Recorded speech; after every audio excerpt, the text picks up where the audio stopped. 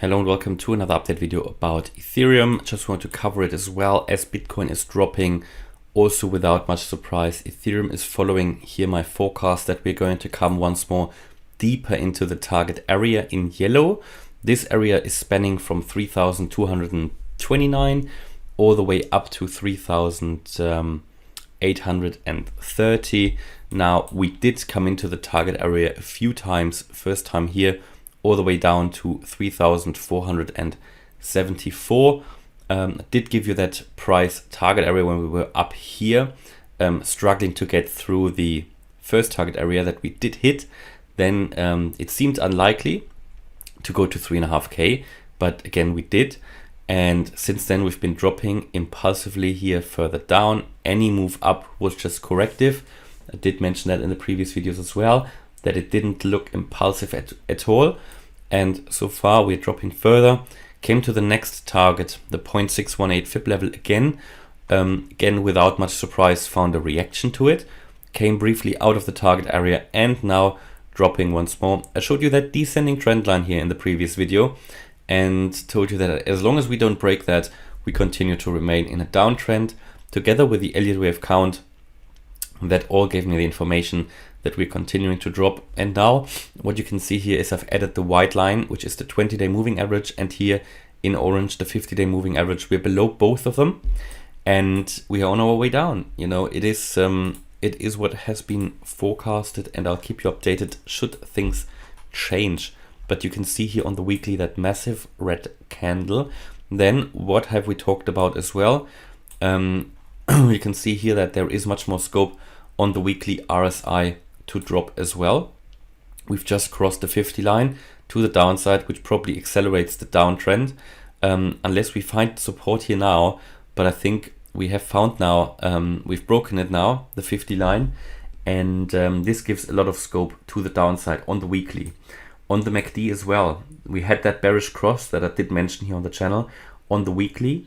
And if you get a bearish cross on the weekly, that can mean quite a lot of dropping prices. And we can see that now confirmed.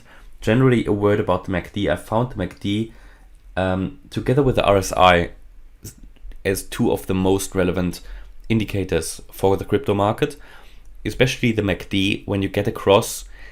And we are not just in a range market where you get a lot of crossing, but when you're actually beginning a downtrend. And you can see, well, there are a few other factors that come into play.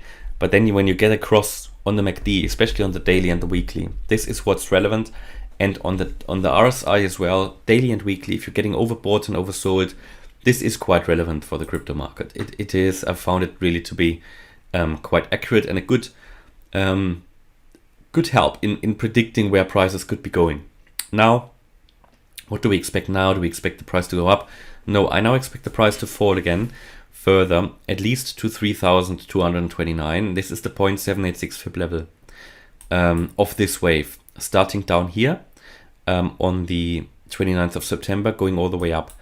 Generally, compared to Bitcoin, the Ethereum chart looked much stronger. It's a different wave count than Bitcoin because because that wave up here moved up higher compared to the previous high than Bitcoin.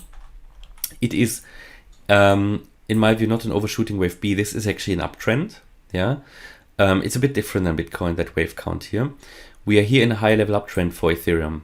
So it's a bit different, as I said. But in this higher level uptrend, again, there are different possibilities. This here is a wave one, but the question is, did the wave start here on the, 29th of September, on which basis then we've got here this target area defined?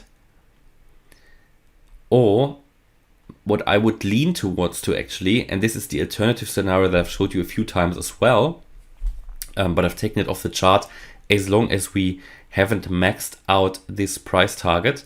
To be honest, both go in the same direction anyway. You know, both go in the same direction anyway. This here is the more bullish scenario where we don't have such a strong retracement. And if we meet the 0.786 fib level, if we hit it, that we then turn around and move up in a wave 3. To move up in a wave 3, you need quite an impulsive move. You need a rocket start. You know, that's typically what the wave 3 does. But we haven't seen any of that yet. And we're going further into the target area down here towards the lower support level. And I did mention in a previous video as well, I'm not sure if I'm bearish enough here given that strong move down. And again, you can see these here, so it's continuing to move down.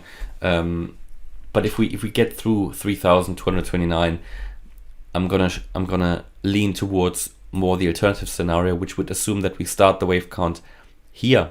It's the higher level wave basically, and based on that, we then, if we want to get to the same fib levels, we want to redefine them, and we want to get to this level here, this range. I would then argue that we get to a price between $2,100 and $3,000. Okay, so if we break through the 3,000, if we break through the one that I showed you previously here,